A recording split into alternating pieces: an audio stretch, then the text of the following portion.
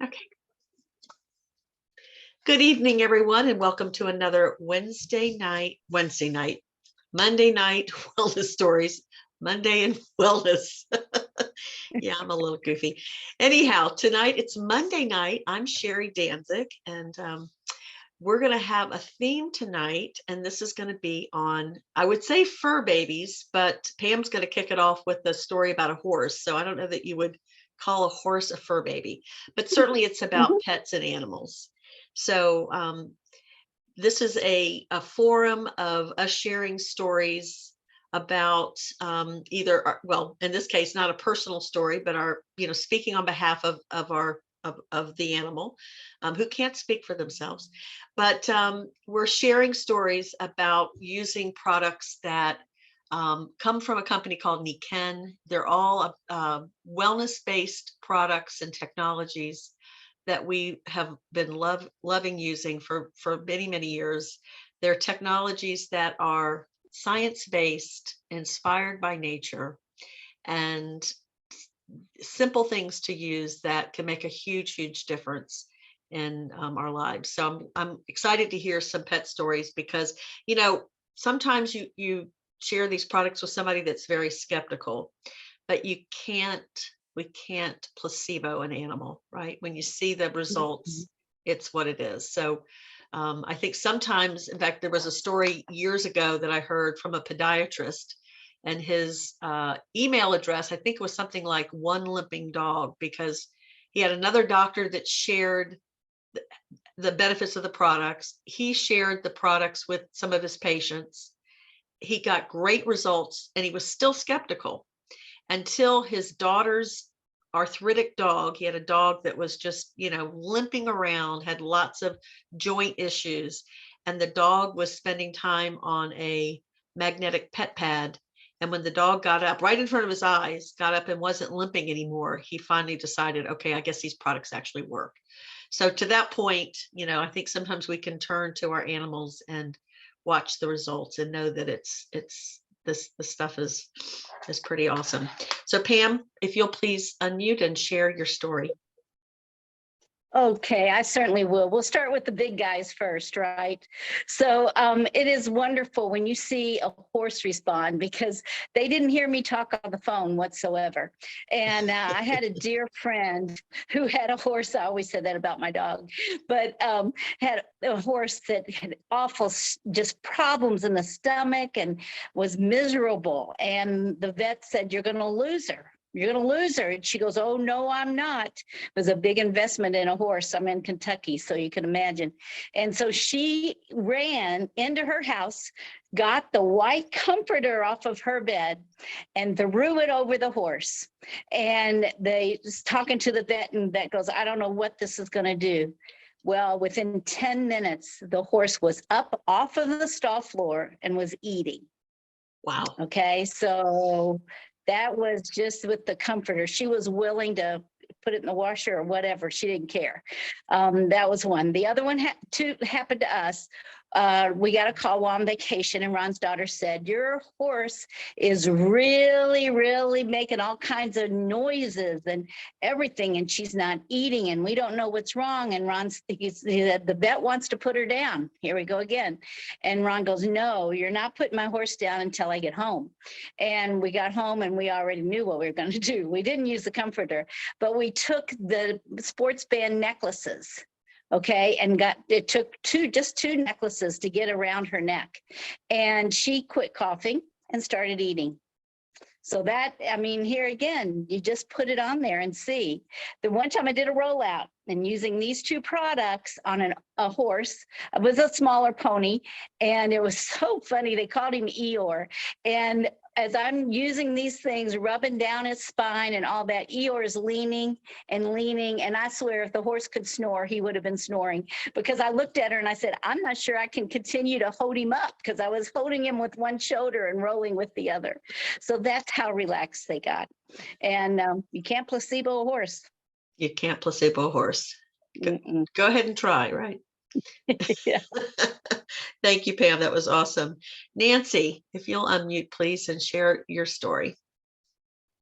Okay, I was at a friend's grooming shop and we were showing people Nikken products, and one of her groomers brought her little and was herding miniature dachshund in, and he was a little pudgy. He wasn't real slim, but he had major back issues, as many dachshunds do have. And so she took him over and just set him on the pet pad that was kind of in the middle of the circle of chairs we had set up. And he immediately, well, he was there, and then he immediately just turned over on his back. If you can see a pudgy dachshund with his feet sticking up in the air. And he, I mean, he just loved it. I thought, he can't get his back close enough to that technology with the magnets and the other technologies. And so she ended up getting a pet pad, and that dog slept on it. He walked out of the grooming shop that night, but she got a pet pad for him, so he had that comfort ongoing. It was amazing, amazing. That's fabulous. Thanks, Nancy. That's great. I had a dog that was getting older, and it got to the point in her late years, that as long as she could sleep on the pet pad, she could walk up the stairs to go to bed. And there were times where she was getting so old, she had incontinence issues. And so she'd pee on it, and nice thing, it's easy to wash. So that's a good thing with the pet pad.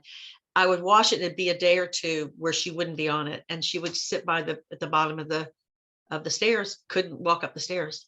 So we'd have to carry her on those days.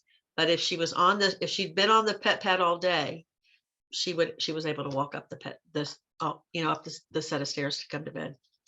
So, okay, Barb, you were going to share, I think, some cats and dogs. Barb Richmond. Yes, when we owned and operated a bed and breakfast, we had the Pie Mag waterfall for our guests. And 3 couples approached us and asked if they could do an experiment with our 3 cats and 2 dogs. And we questioned them, what kind of experiment are you asking? They were really curious about the Pie Mag waterfall. So we set up 5 identical looking bowls, but with 5 different sources of water. And they monitored them. They each couple took 2 hours, and they made up a data sheet and everything else, and they were filling in all the information. Periodically, they would remove the bowl with the Pie Mag water, and then they watched to see what water the pets would go to. They only went to the pond water. They never went to the well water, never went to the lake water, never went to the town water. As soon as they put the pie water back in place, they would immediately go back to drinking the pie water, and they'd leave the pond water alone. Huh. So at the end of this experiment, they called my husband and I together and asked us, why did they only go to the pond water when we took the pie water away? And we said, because the pond water most replicated the science integrated into the Pie Mag waterfall. The pond water was getting bombarded by the sun's rays and the oxygen, extra oxygen and everything that was circulating came off the waterfall, and then it flowed over hundreds of stones. So it was picking up minerals from the stones. And so it most replicated the science behind the Pie Mag waterfall. And as we all say, you can't placebo pets. We had a terrier that all of a sudden he collapsed, and I called my husband and I thought he was dead. And I picked him up and whipped him outside and held his, because he was not responding. I held his neck up to the wind, and the wind was going down. And at the same time, I said to Wayne, grab the pet pad. He brought the pet pad out, and we wrapped Luke in the pet pad, and he responded immediately. And he carried on for another 3 years after that. Wow. But he was gone, literally. I had no pulse, nothing, but got the air going down and wrapped him in the pet pad, and he responded, and we had him for 3 more years. A sweet story. Thanks, Barb. Gita. Hello, good evening. So I would like to share the story of our dog, Benji. He's 14 years old. So my daughter has this poodle. And when he turned 13, he started being blind and started being very anxious, like walking, tick, all day long. So when we took him to the vet says, "Oh, your dog is maniac." It wasn't a diagnostic. He just say it because he saw him, and the dog was a little aggressive, which he never have been aggressive. He's just like blind and cannot see and being too nervous. Mhm. So I told my daughter to buy the Kenko pet pad, but she didn't want it. She was reluctant because she's a little skeptical, and she already was paying, diapers, medicine, special food, the insurance of the dog, so many expenses. And then I just bought it in December. I bought it. So I think it was like 3 months after, or 2 months, I think 3 months after, we had this conversation. So my daughter is very observant of the dog, very detailed. And she came to me and said, "Mommy, I see Benji, he's much more relaxed. And he's not as anxious as before." And I say, "Yeah, that's right. I'm seeing that. Why do you think that is the reason of that?" And then she's like, "Why?" And then I say, "I think is the Nikken bed, And then she said, "Wow, he's much calmer since the day that bed arrived home." So I'm seeing, yeah, you are right. So, and then I said, because I bought it, right? Then I say, "Well, good thing Benji behaved well and Santa Claus bring the gift to him, because now he's better." And then we both laugh and hug, But for me, every time I see him sleeping in the bed, I have a peace of mind. Like I feel satisfaction that I'm giving him quality of life. Mhm. He's very old, and I also give him the water. So talking about experiment, he loves to drink water, tons of water, but before he was blind and he was going to other places, he barely drank water. So he likes the our water because animals can feel the vibration of things. So they are smart, and we cannot, I love what you said, we cannot placebo them. I give him daily the green signs. I put a little on my hand, and I love it because he lick it like crazy. He love it. And I know I'm giving him good nutrition. So it's great to give them quality of life, Mhm. whatever time they have left. So that's our story. That's awesome. Thank you. Okay, Dory, you've got several stories, I believe. Well, it's just one big story. My girlfriend Bonnie became a customer of mine, and she got a waterfall. And so she started giving her cats waterfall water.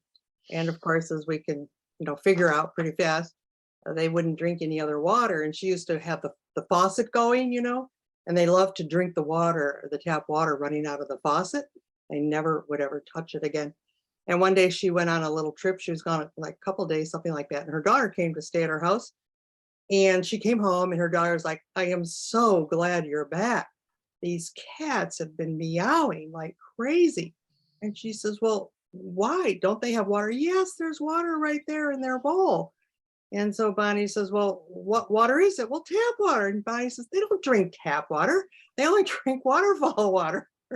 So they weren't drinking any water. They were really, really thirsty. And now she uses not a normal pet bowl. She uses a casserole bowl full of water. And they sit around it. They play with it with their paws. They splash in it. And if it gets down to where only about a third is left, they start meowing. There's still water, but they start meowing because they want more water. And then recently, she bought this fountain. She thought this would be fun, a fountain for pets. She thought, oh, this will be cute with the waterfall water coming out of this fountain. The cats could play with it and everything. So she hooks up this fountain. She puts the waterfall water in it. They're not drinking it. And she's like, what's going on here? This is the waterfall water. So she starts to examine this thing she bought. There's a filter in it. And the waterfall water has to go through this filter. They won't drink that water. Oh. Talk about a placebo effect. They know that that filter is doing something to change the water. So she's going to bring it back. Then they used to hang around the shower. They would try to get in the shower because she bought a shower head, and they just loved the water. So they try to get in the shower, and she had to keep them out of the shower. So finally she took a cookie sheet, the kind that has the little 1/2 inch, side, and she fills it with water, and they play in that water. They play in the water.